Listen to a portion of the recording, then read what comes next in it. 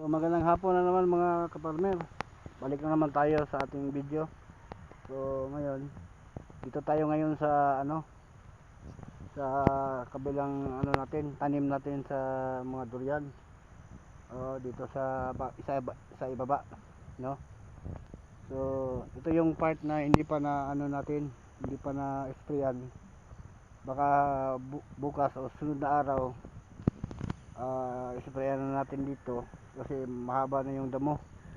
Yung dito banda, ito yung una nating na-sprayan. Yan. Ang dito hindi pa. So ngayon ipapakita ko lang sa inyo mga kaparmer yung mga durian natin last time na ating binidyohan para makita nyo lang yung natin, yung durian natin, no. So punta tayo doon sa durian banda. Actually yung mga durian natin mga kaparmer, okay naman yung tubo niya. Ayan, no. So bukas, ayan, no. Ito yung kahapon may dito, pinagtrabahoan natin.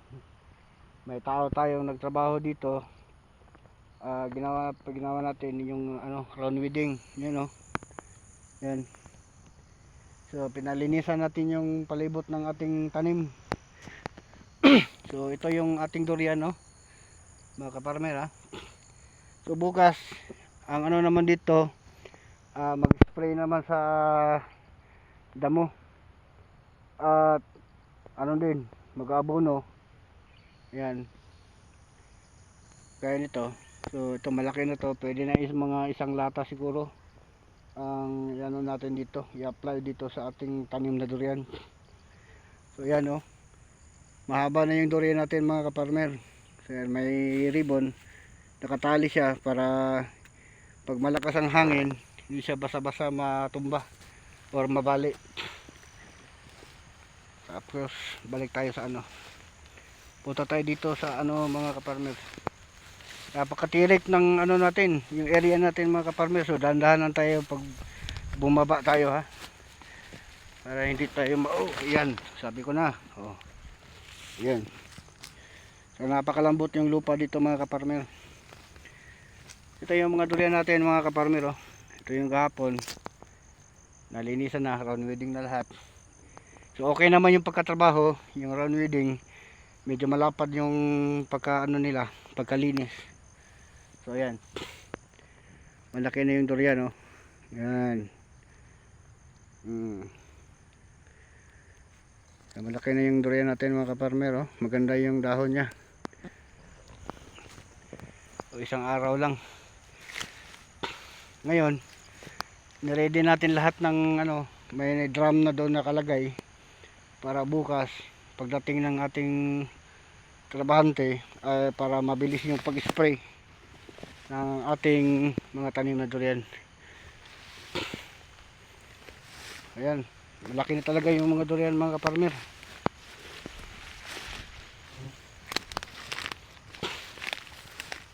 Ayan, ayan, kita nyo mga kaparmer, ang ganda ng dahon. Yan, ito na yung mga durian na yung unang tinanim natin ng mga durian. Ito na ngayon mga kaparmer. Mahaba at maganda yung nya, yung mga dahon nya, So yan. Yeah. So thank you Lord. Okay yung natin, yung mga durian natin malusog. Tingnan nyo, napakatirik mga kaparmer, So kailangan pag bumaba tayo dito, dahan-dahan lang, baka tayo, mahulog.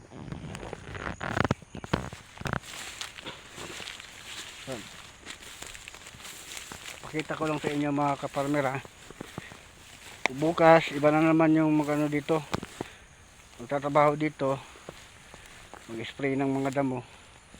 Ito yung mga kaparmer, ito yung na round weeding kahapon. Yan. Ito yung durian na medyo na ano na yung dahon niya kasi hindi na paloopan ng abono, kaya medyo ano yung dahon niya, butas-butas at nagdidilaw. Yan. So, meron na tayong kawayan at saka yung taging niya para hindi basa-basa so ayan, no? Andun yung ating mga kaparmer, yung drum natin, isang drum yun. Ayan, isang drum yun para bukas yan. Yan, may doon yan sa ibaba, yan. So mamaya pag makaabot tayo sa baba, doon tayo mag-iikot. Yan. So ngayon ipapakita ko lang muna sa inyo yung yung durian nandito sa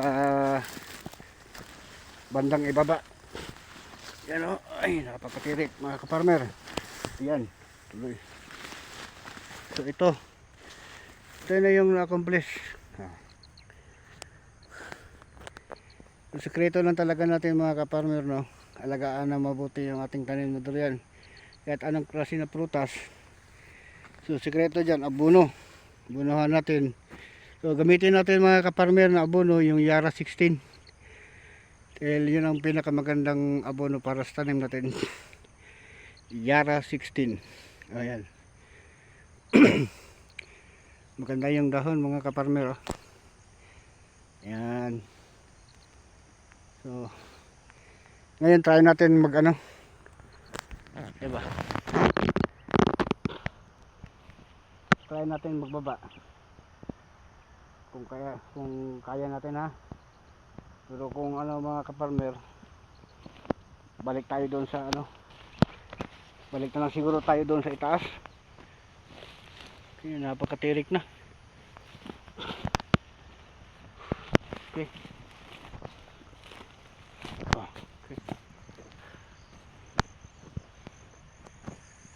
May videoan lang tayo doon na yung isang durian dito doon mga kaparmer na malaki.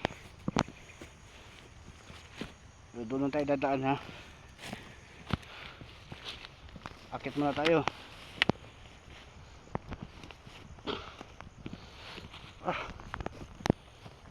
Yan. Yeah.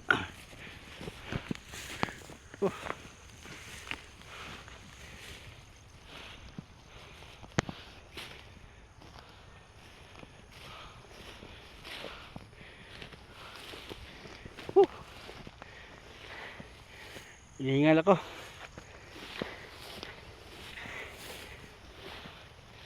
Ayan. Ito yung buong view natin mga farmer.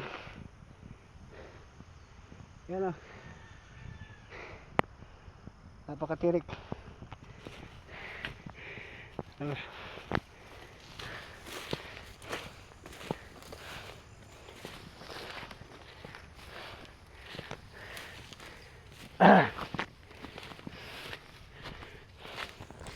So yan.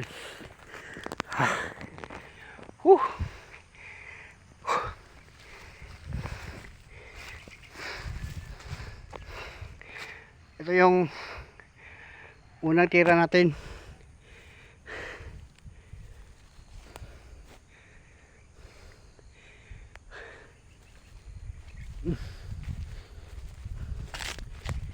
Grabe. Iniingal ako. Ayan mga kaparmer.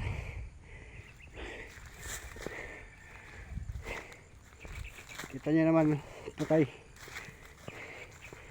yung ating mga damo.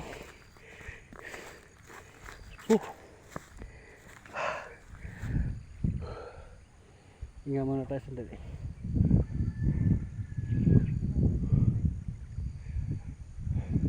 Ayan.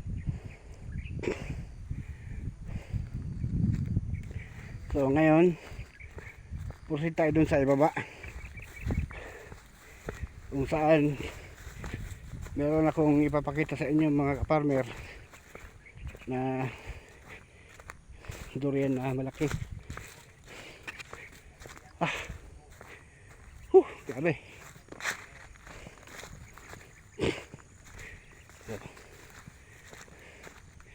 Dito tayo.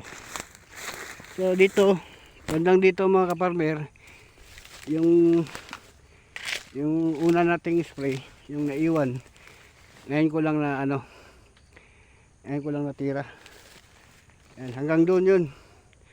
Lahat dyan tapos na yan mga ka-farmer. So dito tapos na. Ito yung ating kalamansi mga ka-farmer. May isang bunga, napakalaki mga ka-farmer. Napakalusog ng ating kalamansi. Yan, may isang bunga. Tingnan mga ka-farmer, isang peraso lang, napakalaki. So hindi na muna natin pitasin, sayang baka mamaya magtampo. Yan, may mga toy-toy na yun. Yung mga bunga na maliliit. So ngayon hanggang dito tapos na ito mga ka-farmer. Yun, mabilis yung yung resulta, nanilaw na. Yan. Yan, dito tapos na ito.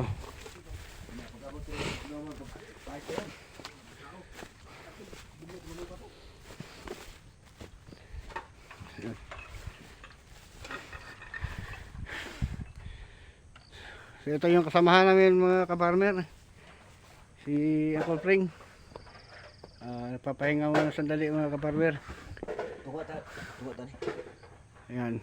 Inom ka. Dili. Tunga. So yan.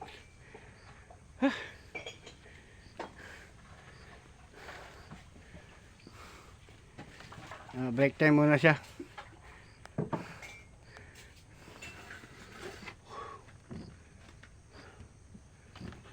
Okay, so proceed tayo sa baba.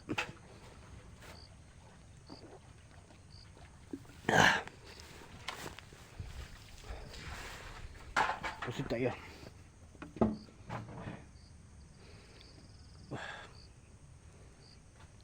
Tapos na dito mga ka-farmer. Hanggang doon sa konti na lang talaga ang natira mga ka-farmer, pero kaso na tayo sa ating medisina.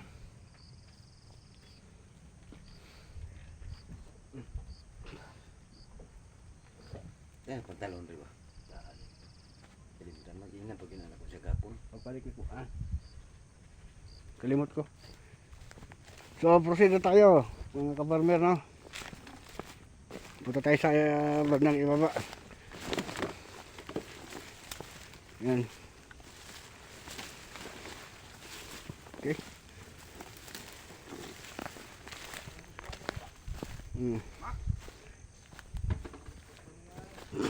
So talaga mga ka-farmer, makulimlim na talaga mga ka-farmer. Baka maya mag na ito, mula na. May last video na lang tayo doon sa bandang ibaba.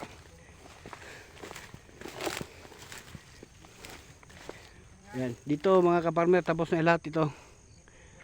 Ito.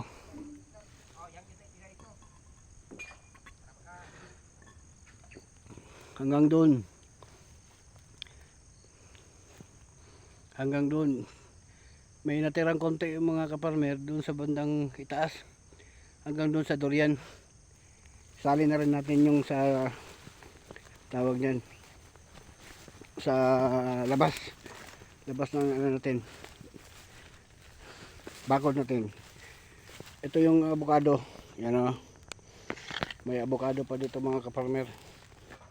Dito banda sa may tawag niyan, may pomelo. Yan,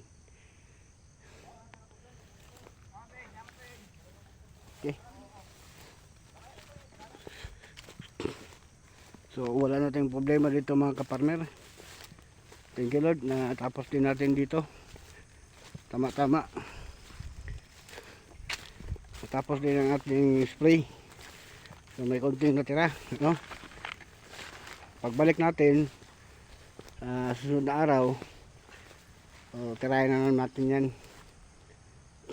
Saan ba yung ano? Hanapin natin yung durian.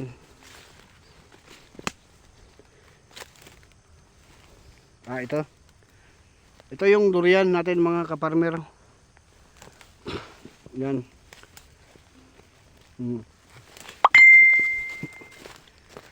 Yan o. May isang durian dito. Bukas abonohan ng ano to. Lalagyan natin ng abono. 3 lata kada puno. Yan. So may durian pa doon oh. At saka yung ano natin, yung avocado natin na malaki. Lalagyan natin ng abono. So yan. So dito, galing dito hanggang doon. Natapos natin mga kaparmer, no? Spray natin kanina. Simula doon hanggang dito. So may natirang konti doon sa bandang ibabaw. Konti na lang talaga. Siguro mga palagay natin mga 1 drum na lang. Kasama na yung sa labas natin pag spray. Para talagang patay yung ating damo. No? Hindi natin siya pwedeng isprayan lang na basta-basta lang. Kailangan talaga basain. Liguin talaga siya. Para mabilis yung ano niya. Mabilis yung resulta niya. Patay talaga. So ito na yung durian oh. Banda dito kay Bauson. Yung isang durian sa ano sa bandang ibaba. Yan. Okay. So balik na naman tayo doon sa ano sa taas. Yung last video na natin na papakita namin sa inyo mga kaparmer, yung ating avocado na malaki, no? Ating avocado na malaki.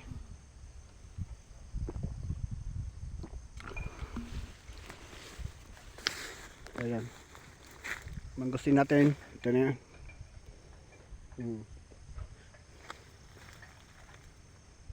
Ayan. At saka meron pa pala yung ano dito mga kaparmer. Yung ating rambutan. Isang rambutan dito oh. Dito sa bandang ano ibaba. So yan. May rambutan tayo. Isang rambutan. Ayan. Okay. Maganda rin ang tubo niya mga kaparmer.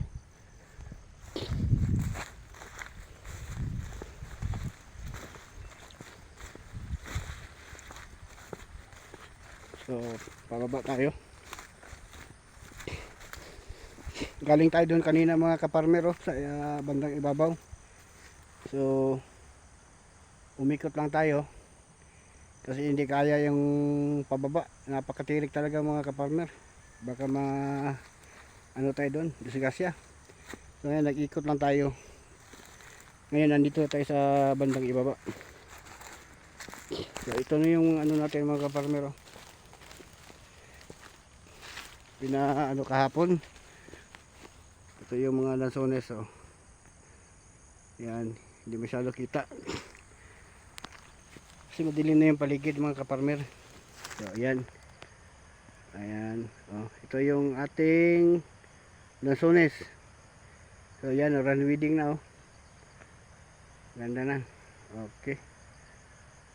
Ito yung lansones natin, mataas na.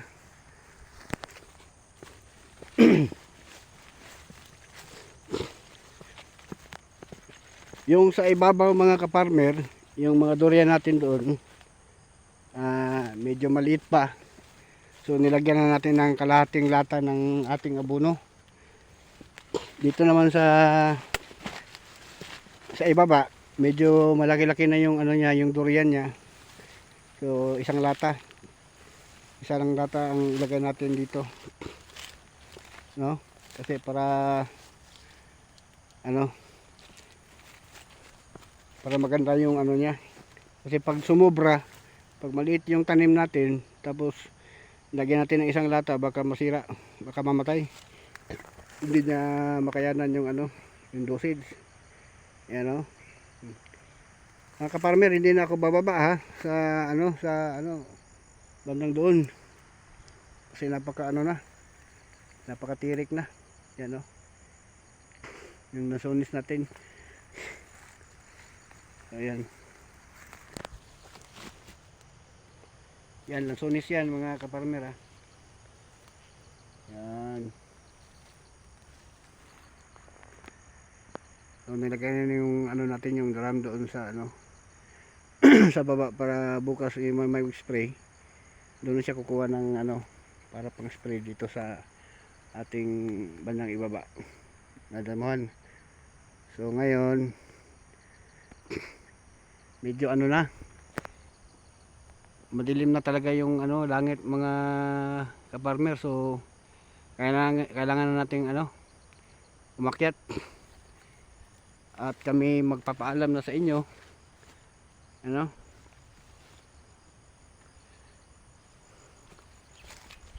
So bukas naman ulit, pag makabalik kami dito,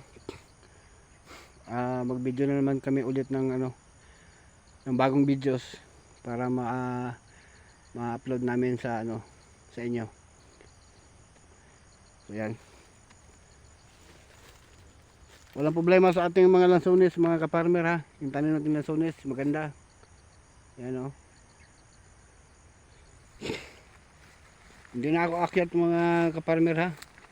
Kasi napakadilim na yung ano, paligid mga kaparmer. So parang uulan na ata.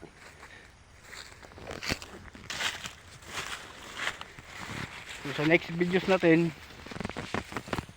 so ang gawin natin, saka ko na lang videohan yung hindi ko pa na ano, talagang uulan ng mga kaparmer. At kami ay uuwi na rin, no? Hindi tayo maabutan ng ulan. So wala nang oras para ano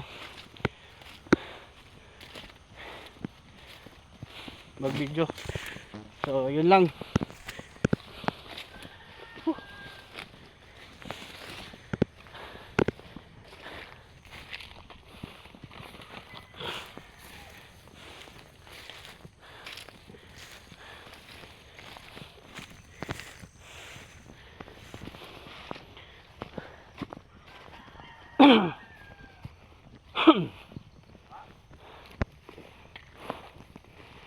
Okay. Hanggang doon lang muna tayo mga kaparmer. Sa susunod na video. Thank you, maraming salamat. God bless inyo lahat.